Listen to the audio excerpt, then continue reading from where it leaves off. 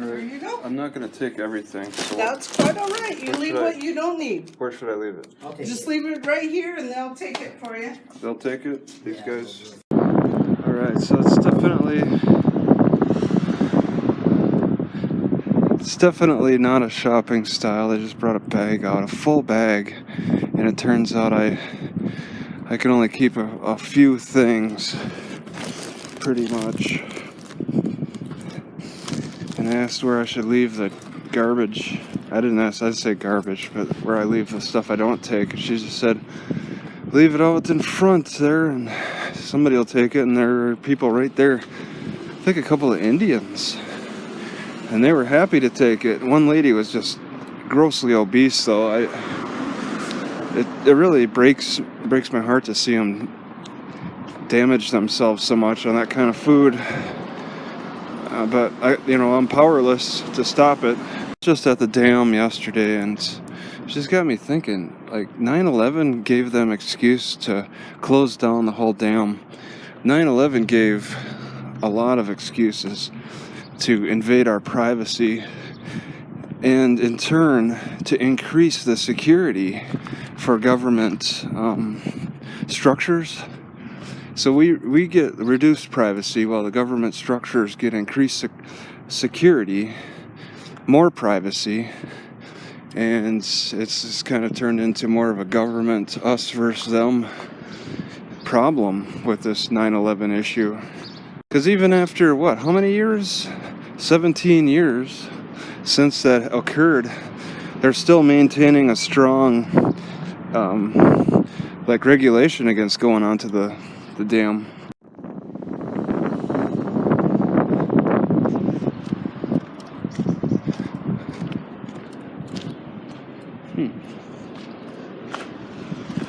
Wasco County Sheriff's Office. And then you can just walk right through their parking lot.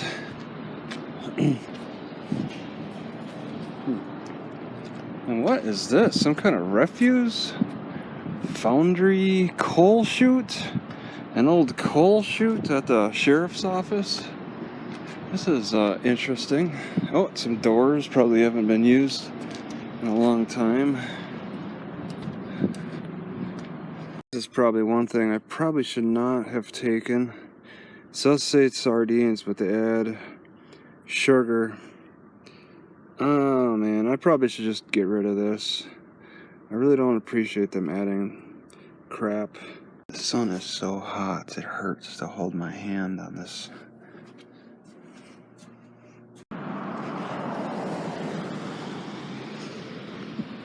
Alright, well, I found these headphones next to this picnic table in the skate park. And for a second, they were right here. I thought that I dropped mine, but they're inside the bag. I keep everything in there, the two cords, one for the old Apple, and then one for the new Apple. It's kind of these older ones are harder to find whenever I get a chance to purchase one. I'm gonna have to, these old ends. Yeah, I thought I had like a big hole in my bag, but I found another pair. I tested them out and they work. There's a little crackly. I hear a little crackle every so often. And I just gotta say too, it's interesting. It's only happened twice, so I can't say it's a pattern, but I will find electronics devices around skate parks. Electronics supporting of devices.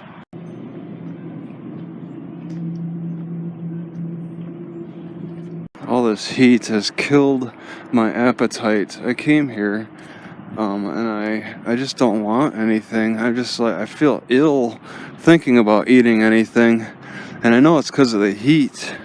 Cold always stimulates the appetite, but this heat, it's early in the morning. It cooled down overnight. I would think my appetite would be at the strongest in the morning, but it's pretty weak. It's very weak last night. All yesterday, just at times I would normally eat, I didn't. Just this incredible 90+ degree weather. It's killed all the appetite. So summer heat kills winter appetite. I don't understand the purpose for this veterinary hospital, why they have this cage up. Is it for plants? Are they gonna grow some vines on it? It's kind of new. Maybe for advertising? Temporary advertising? Alright, 2 minutes too early. Stealing from this donation site is a crime?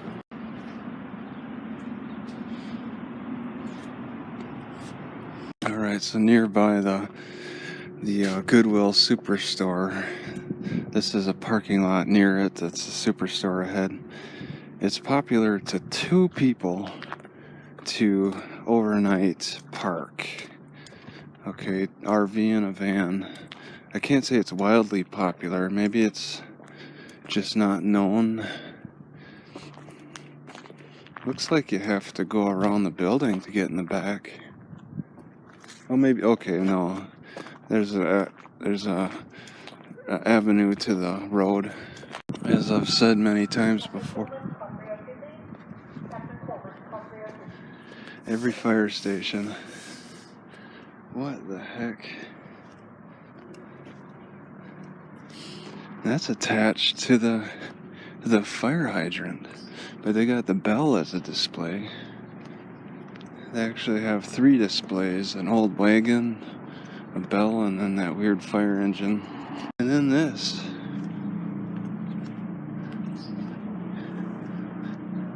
Get nuts. Alright, so this is 5X, but it feels so good. I think I want to just use it. It feels so good in the shoulders. I can actually go forward and not have the tightness. Just a little, it's like a dress. Alright, I settled on 2XL instead. 2XL is good room. I can't just choose XL anymore. That's just too small in the shoulder. If I'm gonna continue to get fat, I should probably prepare for that. Actually eyeing a $75 Columbia shirt at Fred Meyer. $75 compared to $7. Much rather pay the lower amount. This is okay. Just, I think what you're paying for are those little mesh things they sew on to the Columbia wear. Also thinking with my old shirt, I'm just gonna probably toss it because it already had started ripping, and not at the threads, but at the actual fiber. Another little shot of the old buildings. I think it's kind of neat. So people are driving back here and they put a block up. Restricted, no boats to dam. Okay, I wanted to come over here just to get a closer look at what the heck is that thing? An old dock? And man, these trains, they run like every 10 minutes. They're so busy.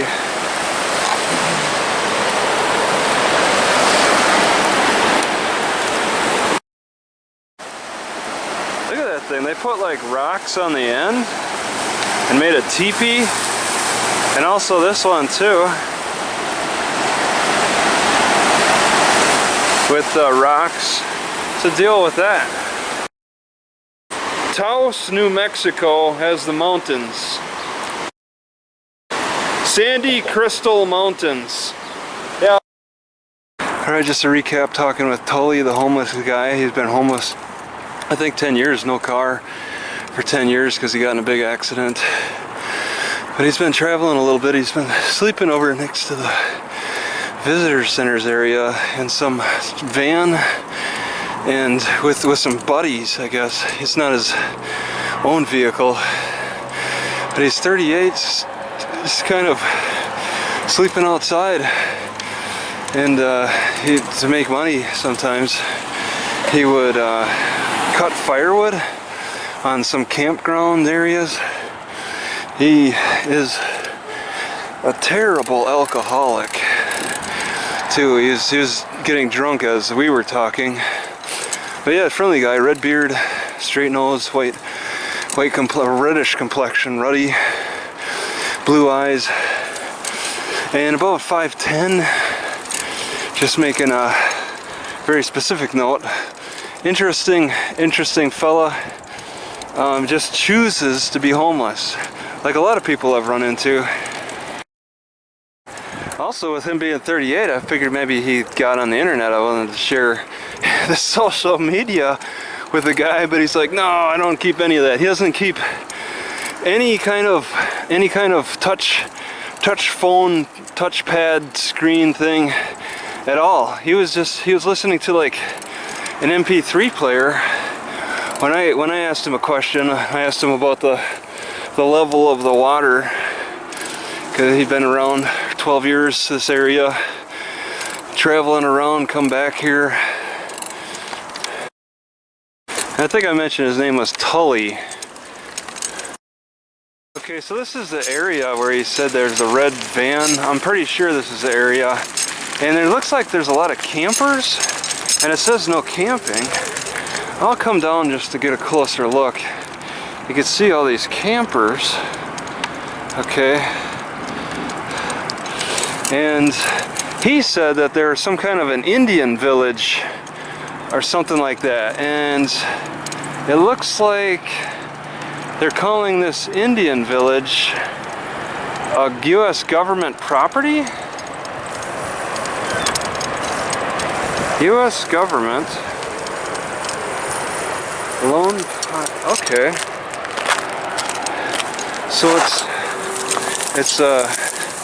he's been sleeping out here, and it's specifically for the Indians, and they have like nets. Oh my God, those are all their nets. Those are all the Indian fishing facilities, and this is a great time for fishing because the salmon are running. Wow, look at these weird structures. They're so simple, but they're there to catch salmon. And if that's even readable, I have no idea.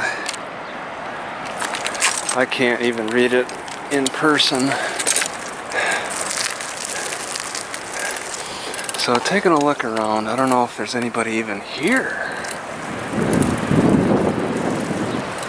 There should be.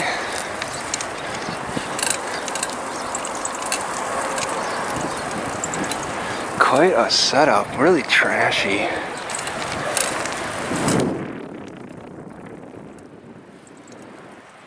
Fish. Are they selling fish out of their home?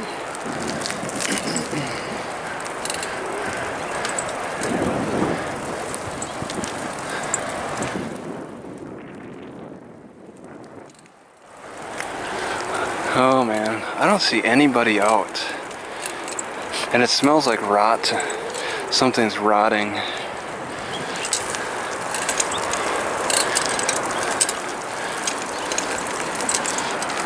And they got facilities.